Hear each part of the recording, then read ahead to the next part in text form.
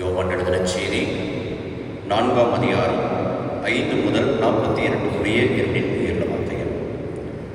அக்காலத்தில் இயேசு சமாரியாவில் உள்ள சிக்கார் என்னும் ஊருக்கு வந்து சேர்ந்தார். யாக்கோபு தம் மகன் யோசேப்புக்கு கொடுத்த நிலத்துக்கு அருகே அந்த ஊர் இருந்தது. அவ்வூரில் யாக்கோபின் கிணறும் இருந்தது. பயணத்தால் களைப்புற்றிருந்த இயேசு கிணற்று ஓரமாய் அமர்ந்தார். அப்போது ஏறக்குறைய நண்பர்கள் அவருடைய சீடர் உணவு வாங்குவதற்காக நகருக்குள் சென்றுள்ளனர்.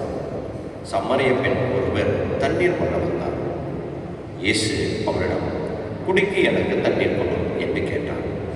அச்சமரிய பெண் அவரிடம், நீர் யூதர், நானோ சமரிய பெண், நீர் என்னிடம் குடிக்க தண்ணீர் கேட்பது எப்படி என்று கேட்டார். ஏனெனில் யூதர்கள் சமாரியாரோடு பழகுவதில்லை. இயேசு அவரை பார்த்து, கடவுளுடைய கொடை எது என்பதையும் குடிக்க தண்ணீர் கொடு என கேட்பவர் யார் என்பதையும் நீர் அறிந்திருந்தால் நீரே அவரிடம் கேட்டிருப்பீர். அவரும் உமக்கு வாழ்வு தரும் தண்ணீரை கொடுத்திருப்பார் என்றார். அவர் இயேசுவிடம், ஐயா, தண்ணீர் கொள்ள உம்மிடம் ஒன்றுமில்லை, கிணறும் ஆழமானது. அப்படி இருக்க வாழ்வு தரும் தண்ணீர் உமக்கு எங்கிருந்து கிடைக்கும்? என் தந்தை யாக்கோப்பை விட நீர் பெரியவரோ? அவரே எங்களுக்கு இக்கிணற்றை வெட்டி தந்தார். அவரும் அவருடைய மக்களும் கால்நடைகளும் இத்தண்ணீரிலிருந்து தான் தண்ணீர் குடிப்பது வழக்கம் என்றார். இயேசு அவரை பார்த்து, இந்த தண்ணீரை குடிக்கும் ஒவ்வொருவருக்கும் மீண்டும் தாகம் எடுக்கும். நான் கொடுக்கும் தண்ணீரை குடிக்கும் எவருக்குமே இன்னுமே தாகம் எடுக்காது. நான் கொடுக்கும் தண்ணீர் அதை குடிப்பவர்கள் பொங்கியிலும் ஊற்றாக மாறி நிலைவாழ்வு அளிக்கும் என்றார். அப்பெண் அவரை நோக்கி, ஐயா, அத்தண்ணீரை எனக்கு கொடு, அப்போது எனக்கு தாகம் எடுக்காது, தண்ணீர் கொள்ள நான் இங்கே வர தேவையும் இருக்காது என்றார். இயேசு அவரிடம், நீர் போய் உன் கணவரை இங்கே கூட்டிக் கொண்டு வாரும் என்று கூறினார். அப்பெண் அவரை பார்த்து, எனக்கு கணவர் இல்லையே என்றார். இயேசு அவரிடம், எனக்கு கணவர் இல்லை என நீர் சொல்வதும் சரியே. உமக்கு 5 கணவர்கள் இருந்தார்கள் என்றாலும் இப்போது உம்முடன் இருப்பவர் உன் கணவர் அல்ல. எனவே நீர் கூறியது உண்மையே என்றார். அப்பெண் அவரிடம், ஐயா, நீர் ஒரு இறைவாக்கினர் என கண்டு கொண்டேன். எங்கள் முன்னோர் இம்மலையில் வழிபட்டு வந்தனர். ஆனால் நீங்கள் எருசலேமில் தான் வழிபட வேண்டும் என்கிறீர்களே என்றார். இயேசு அவரிடம், அம்மா, என்னை நம்பும், காலம் வருகிறது. அப்போது நீங்கள் தந்தையை இம்மலையிலோ எருசலேமிலோ வழிபட மாட்டீர்கள். யாரை வழிபடுவீர்கள் என தெரியாமல் நீங்கள் வழிபடுகிறீர்கள்.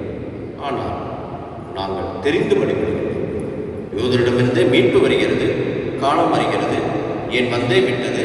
அப்போது உண்மையாய் வழிபடுவோர் தந்தையை அவரது உண்மைகளுக்கேற்ப உள்ளத்தில் வழிபடுவர்.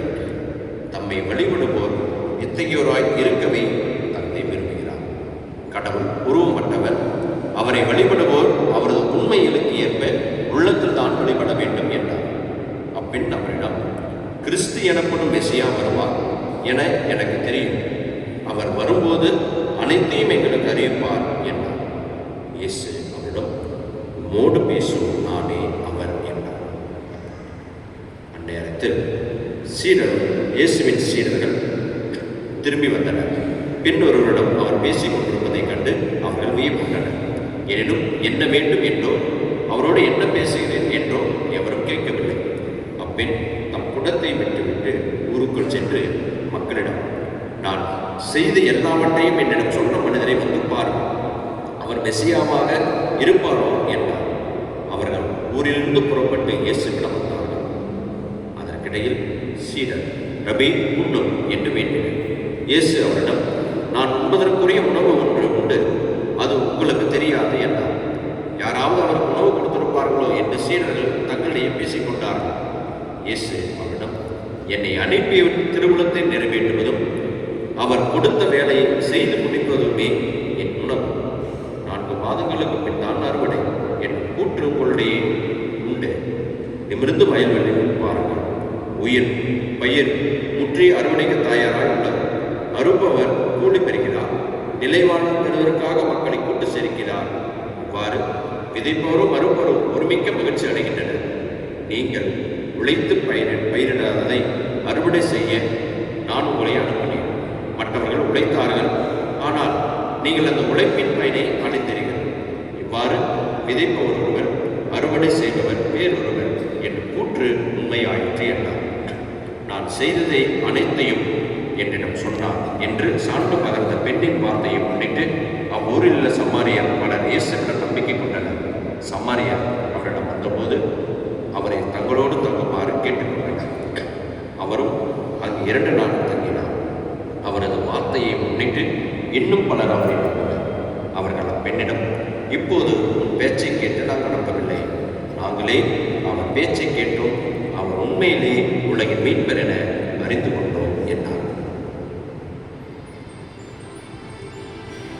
ஆண்டவரின்